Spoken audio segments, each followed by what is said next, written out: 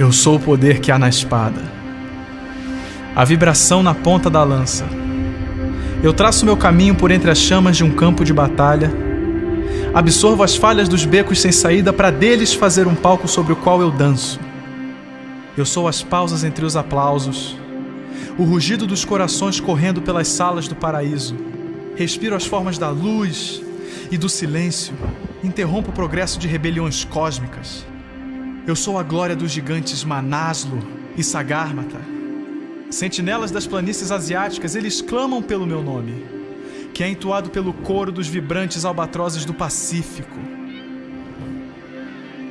Eu me visto da areia que voa das dunas de Nevada, coberto com as sombras das cavernas do Saara.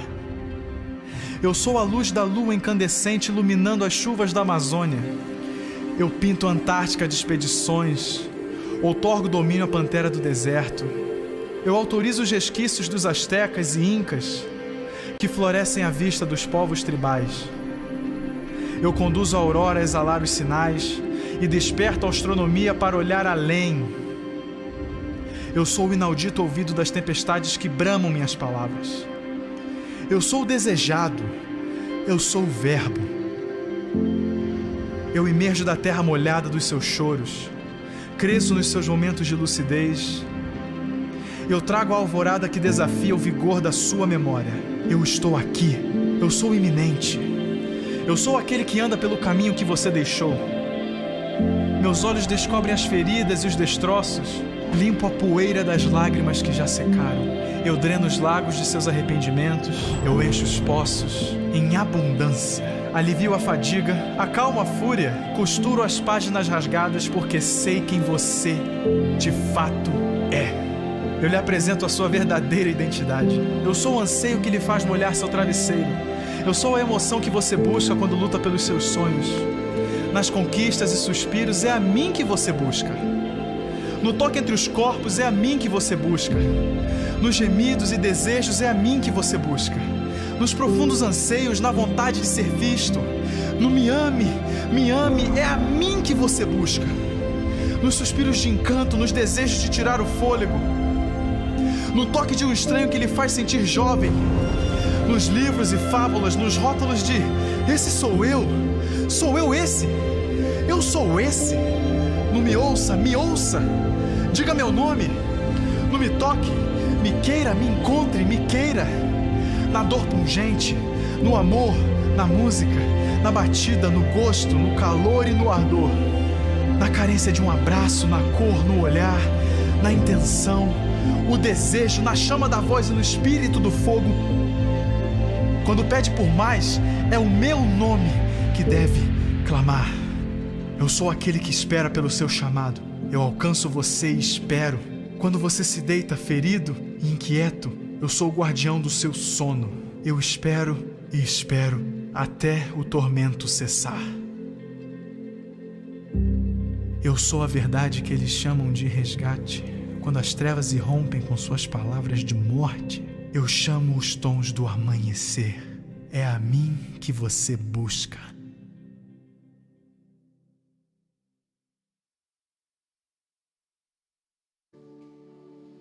Aleluia!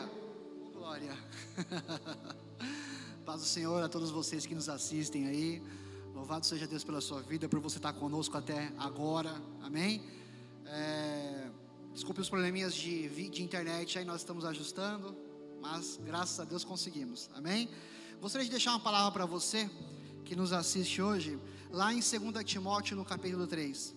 E eu vou estar lendo o capítulo 3 com você inteiro, para que a gente possa um pouco repensar naquilo que Paulo escreveu a Timóteo e tentar de alguma maneira fazer uma aplicação em nossa vida. Amém? Então abra sua Bíblia aí, em 2 de Timóteo, no capítulo 3, e vamos ler juntos. A palavra do Senhor diz o seguinte: sabe, porém isso, nos últimos dias sobrevirão tempos difíceis, pois os homens serão egoístas, avarentos, jactanciosos, arrogantes, blasfemadores, desobedientes aos pais, ingratos e irreverentes, desafeiçoados, implacáveis, caluniadores, sem domínio de si, cruéis e inimigos do bem, traidores, atrevidos, enfatuados, mas amigos dos prazeres do que amigos de Deus, tendo uma forma de piedade, negando-lhes, entretanto, o poder. Foge também destes, pois entre estes se encontram os que penetram sorrateiramente nas casas e conseguem cativar mulheres sobrecarregadas de pecado, conduzidas de várias paixões, que aprendem sempre e jamais podem chegar ao conhecimento da verdade. De modo que Janes e Jambres resistiram a Moisés, também estes resistem à verdade. São homens de todo corrompido na mente, retrógrados quanto à fé. Eles, todavia, não irão avante, porque a sua insensatez será a todos evidente, como também aconteceu com os daquele. Tu, porém, aqui é Paulo falando a Timóteo, tens seguido de perto o meu ensino, procedimento, propósito, fé, longanimidade, amor, perseverança, às minhas perseguições e aos meus sofrimentos, quais me aconteceram em Antioquia, Icônio e Listra, que várias perseguições tenho suportado. De todas, entretanto, Deus me livrou. Ora, todos quantos querem viver piedosamente em Cristo Jesus serão perseguidos, mas aos homens perversos e impostores irão de mal a pior, enganando e sendo enganado. Tu, porém, permanece naquilo que aprendestes, a qual foste inteirado, sabendo de quem o aprendeste, e quem desde a infância sabes as sagradas letras, que podem tornar-te sábio para a salvação pela fé, mediante Cristo Jesus. Pois toda a Escritura é inspirada por Deus e útil para o ensino, para a repreensão, para a correção e para a educação na justiça, a fim de que o homem de Deus seja perfeito e perfeitamente habilitado para toda boa obra. Amém. Um capítulo interessante que Paulo escreve a Timóteo, demonstrando a ele o atual cenário da igreja. E se você parar para pensar, não é muito diferente dos dias de hoje. O interessante é que Paulo começa aqui no capítulo 3, dizendo o seguinte, que nos últimos dias, e eu creio que nós já estamos chegando nesses últimos dias, não sabemos o período, nem o espaço de tempo, mas já sabemos que aquilo que o próprio Jesus fala em Mateus 24, referente à sua igreja, já está acontecendo. Estamos vivendo épocas de muita dor, de muita perseguição, de muita gente falando coisas que na palavra de Deus não existem, levando pessoas a doutrinas erradas, a uma prática religiosa errada, a ter um conceito errado sobre Deus. E Paulo vem escrevendo a Timóteo justamente combatendo estas questões. E ele começa dizendo a Timóteo, olha Timóteo, vai levantar pessoas com uma aparência agradável. Pessoas que até parecem resposta para o seu problema. Pessoas que parecem até ter uma solução para aquela dificuldade na qual você está passando. Pessoas que têm uma aparência de piedade, e a gente sabe que a aparência não é simplesmente a realidade. Elas simplesmente aparentam. Você talvez já deve ter ouvido alguma coisa parecida sobre isso, quando você percebe algo nos termos como o homem usa. Por exemplo, olha, nem tudo que reluz é ouro. Ou até aquela pessoa que está no deserto e olha para uma miragem, e olhando para aquela miragem logo pensa, ali tem água, e passa a seguir aquela miragem com toda a sua esperança, e nela deposita a sua esperança, mas chegando perto, ou até mesmo antes do caminho, morre de sede, porque a sua esperança era vã. E quando Paulo escreve a Timóteo, ele fala, Timóteo, a igreja, as pessoas, você não devem colocar a sua confiança em pessoas desse tipo, em pessoas que parecem na verdade uma coisa, mas na verdade são egoístas, são pessoas arrogantes, são blasfemadores, são ingratos, têm aparência de sabedoria e de piedade, mas na verdade não a têm. E por que é importante a igreja nos dias de hoje, justamente nos dias de hoje, entender essa verdade?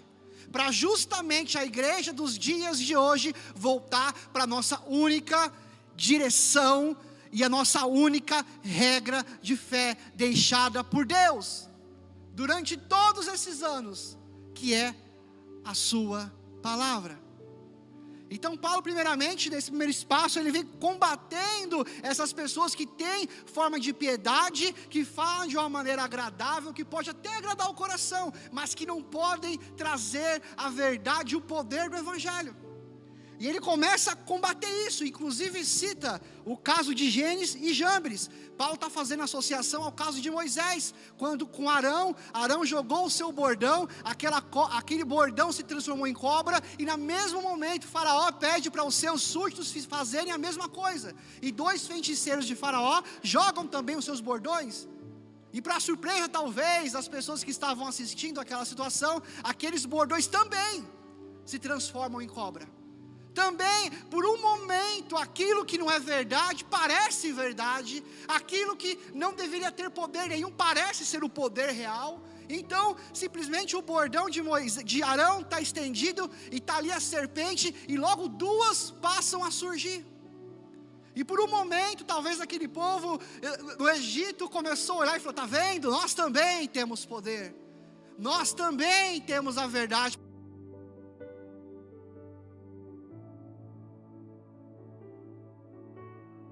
Moisés faz. Mas a palavra de Deus vai dizer que no decorrer desse tempo, a cobra que estava, a serpente que estava no bordão, que transformou através do bordão de Arão, vai lá e come as outras 2 serpentes, mostrando que, olha, não importa a quantidade daquilo que vocês fazem, não importa a aparência daquilo que parece poder, aquilo que está conosco, que é a verdade, é muito mais forte e é real. E vocês sabem da história, Moisés não mostra somente com este sinal, mas por diversos outros sinais que Deus é Deus.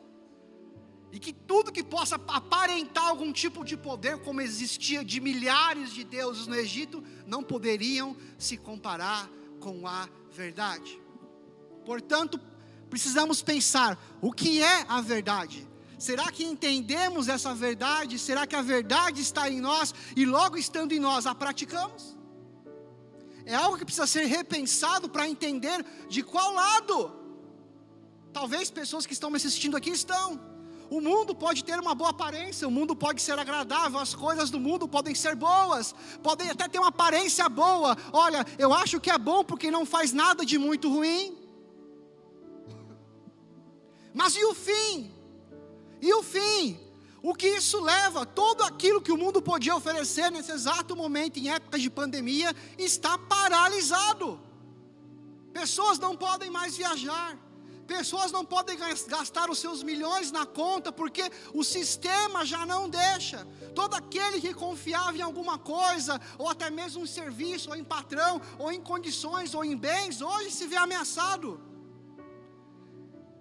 A sua estrutura e a sua segurança foi tirada, os seus pés que estavam tão firmados em coisas que talvez seriam.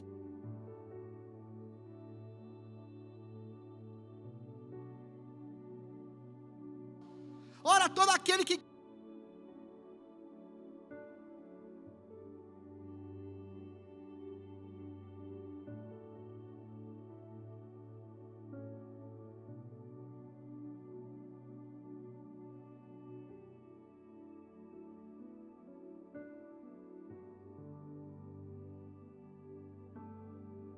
em você, e que em qualquer momento do seu dia você tem livre acesso ao Pai.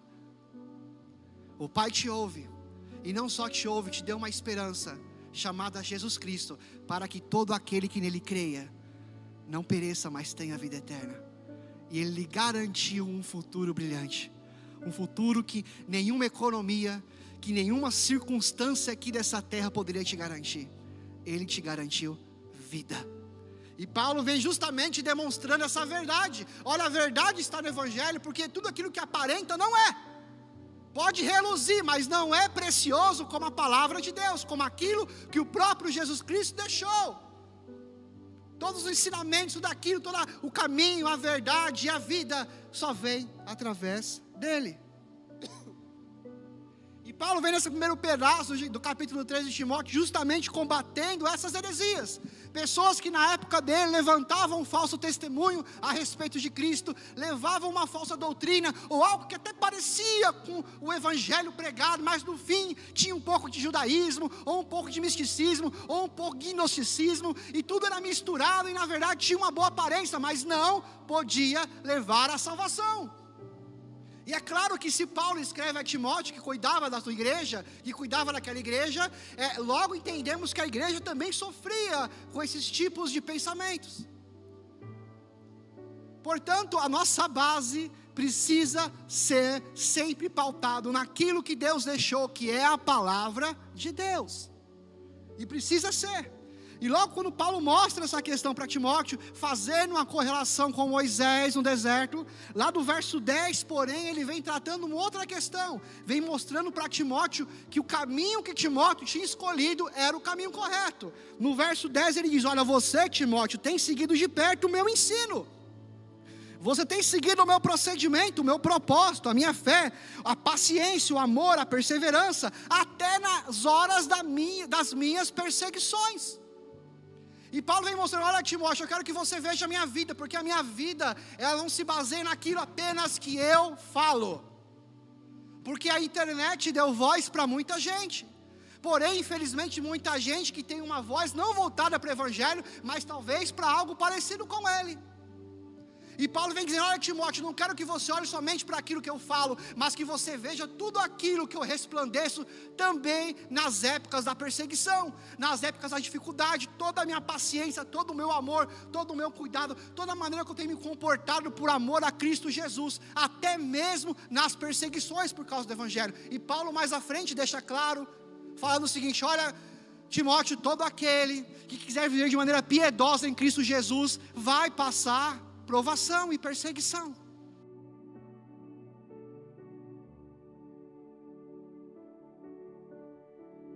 Conta financeira, a sua conta bancária. O fato de você ter se convertido não mudou a tua casa ou os seus bens. O fato de você ter se convertido mudou a sua vida por completo em Deus e te deu garantia de salvação e vida eterna.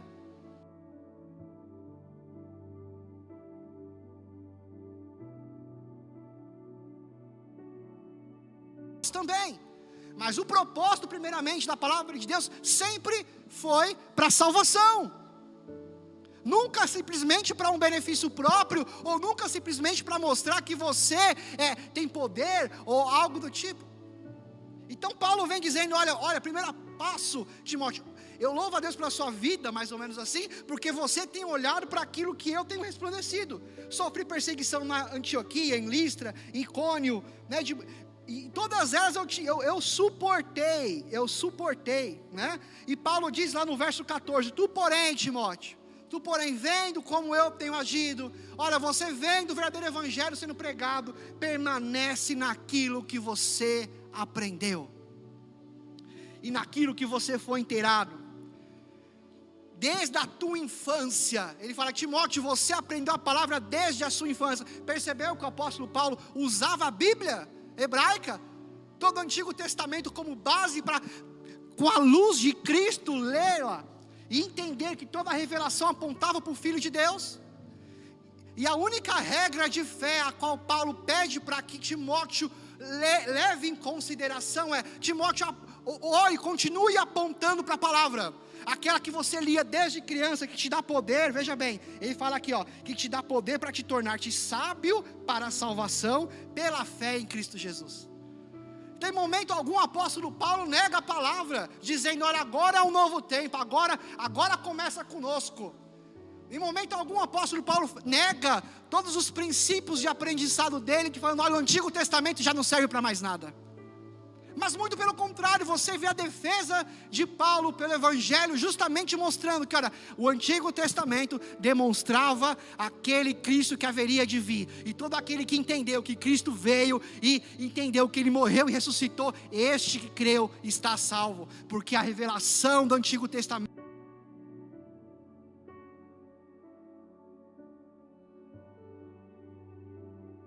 nos dias posteriores. Interessante que Paulo traz justamente essa questão, dizendo que a palavra, ela nos dá ensino no verso 16, ela nos serve para repreensão no verso 16, ela nos serve para correção e para educação na justiça. Logo, a palavra de Deus continua sendo a nossa regra de fé e prática, ela não muda. Isso de maneira alguma interrompe as suas experiências pessoais com o Senhor, que também são válidas a todo aquele que realmente é filho de Deus. Todas as suas experiências do Senhor são boas experiências que levam você para crescimento da palavra de Deus e para aplicação pessoal da Bíblia em você, mas ela não define doutrina. Assim como os apóstolos, e todos eles, defendiam a palavra de Deus como a única regra de prática e fé, assim nós defendemos da mesma maneira. E Paulo fala o seguinte no verso 16, para terminar: toda a escritura é inspirada por Deus e útil para o ensino, repreensão e educação, como eu disse, a fim de que o homem de Deus seja perfeito e perfeitamente habilitado para toda boa obra de justiça. Amém? Toda boa obra que você apresenta ao Senhor através de justiça, não apontando para as obras como salvação, mas mostrando que elas fazem parte da vida de todo cristão que ama ao Senhor e que quer continuar pregando o Evangelho por onde passa. Agora, Wander, por que você trouxe justamente esse texto? O que tem a ver esse texto aqui? Onde eu posso aplicar? E é isso que eu quero chegar agora, dando um ponto aqui na explicação, talvez bem panorâmica do capítulo 3, para que você entenda onde eu quero chegar com isso. Amados irmãos, você está em casa. E em casa você tem diversas vozes na internet para ouvir. Diversas coisas que podem falar coisas que possam de alguma maneira massagear o seu ego, ou que simplesmente podem falar uma verdade para que você venha a cada dia ser transformado. E eu quero te estimular, irmãos, em nome de Jesus, a ler a palavra de Deus, a ler as escrituras sagradas, a confiar em toda a verdade que Cristo já disse sobre nós, e tudo aquilo que Ele já apontava para um futuro. Eu não quero que você fique surpreso por coisas que estão acontecendo. Eu quero que você se prepare para elas, e para que você tenha todo tipo de base, e todo tipo de sustento, é a palavra de Deus que precisa ser viva no meu e no seu coração. Ela é escudo, Provérbios capítulo 2, para todo aquele que caminha na sinceridade. É ela que nos guarda, ela que nos dá direção, que nos dá apontamento. Eu quero encher a sua vida, irmãos, e esse é o meu desejo do Senhor Jesus. Eu quero que você guarde a sua vida em momentos de louvor, mas também em momentos da palavra. Temos talvez aqui em São Paulo quase mais um mês, a qual nós vamos ficar ainda em casa, devido ao governador do estado ter prolongado a quarentena, que já passou de 40 faz tempo, já nem sei o nome para isso. E nós estamos aqui, mas é justamente a oportunidade que você tem, porque, escute, você não tem a garantia, nem eu, do emprego. Você não tem a garantia do dia de amanhã. Eu te digo que você não tem a garantia nem dos próximos 5 minutos da sua vida, porque tudo está na mão do Senhor. Por isso eu quero que você aproveite o seu tempo com qualidade, em nome de Jesus. Eu quero que você debruce naquilo que é a verdade, naquilo que fala a respeito.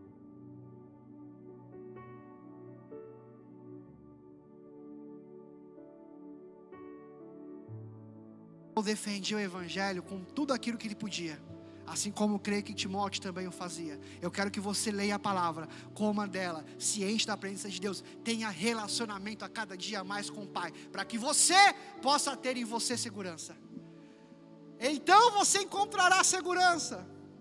E é justamente isso que eu quero que você entenda. É a palavra de Deus, não é o pastor, é a palavra de Deus. Não é o ministro de louvor, é a palavra de Deus. Não é o youtuber, é a palavra de Deus. Não é o que ele acha ou o que o outro pensa, é a palavra de Deus. Não é o que eu acho, nem o que eu penso, mas é aquilo que a palavra de Deus diz a respeito de mim. E quando o Senhor Jesus não voltar, ainda continua sendo a nossa regra de fé. Quando nós estivermos com Ele na glória, não precisaremos mais dela, pois a própria palavra viva estará conosco todos os dias, e a todo momento você poderá consultá-la. Ali a Bíblia, ali, e só ali ela caduca. Só lá. Porque aquilo que Deus se deixou conhecer foi nos colocado aqui na Bíblia. Foi nos colocado nas Escrituras Sagradas. Mas quando estivermos com Ele, teremos uma plenitude daquilo que Ele é. Louvado seja Deus por isso.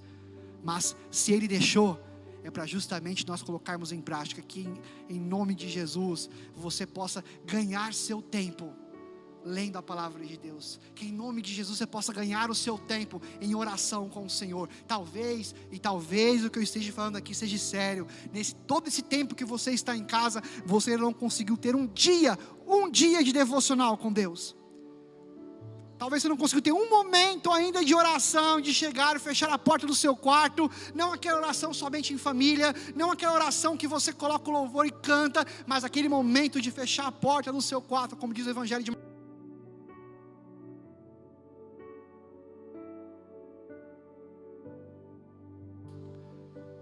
Porque o Deus da paz vai guardar o seu coração, como diz em Filipenses no capítulo 4. Ele vai guardar o seu coração. Encha a sua mente com tudo aquilo que é bom, com tudo aquilo que é sincero, com tudo aquilo que faz bem. E eu lhe garanto que a palavra precisa ser o seu norte. Ela não é uma miragem.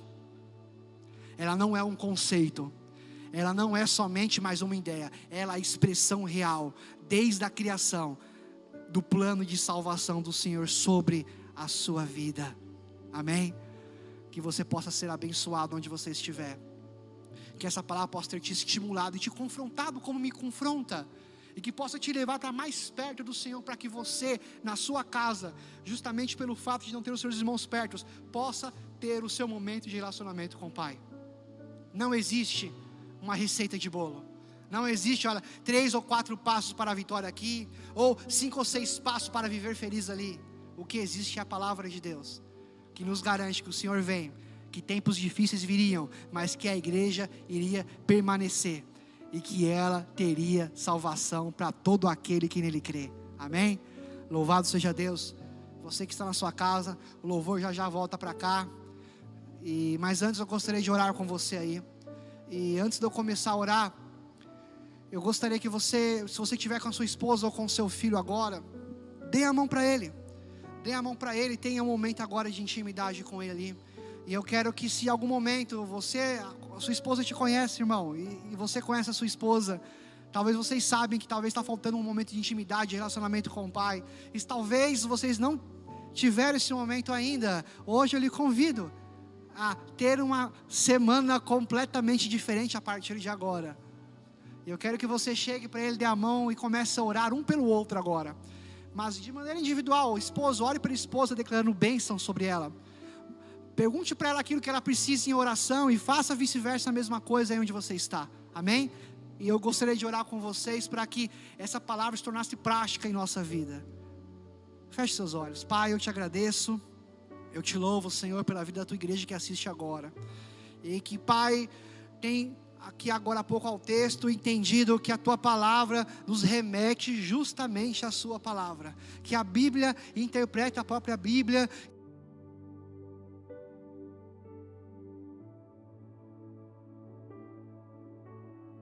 ó Pai, para nos gerar fé, para nos fazer crescer em confiança.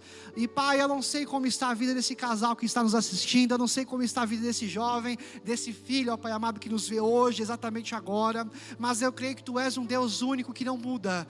Tu és um Deus que continua amando a sua igreja, e a prova do Teu amor foi a morte de Cristo na cruz, mesmo nós ainda sendo pecadores, e a morte dele, Senhor, pela morte dele tivemos vida, e agora com ele ressurreto, temos garantia de vida eterna, ó Pai amado.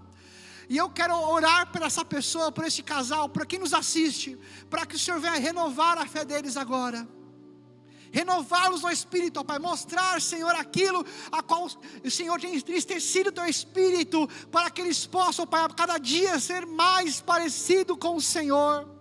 Eu venho pedir, ó Pai amado, fé, Senhor, sobre a vida dessas pessoas, a fé que o Senhor derrama, para que elas possam suportar esses dias maus, Senhor, esses dias a qual elas perderam o controle, dias que elas não sabem o que será de amanhã, mas Tu, ó Pai, tem o controle de todas as coisas.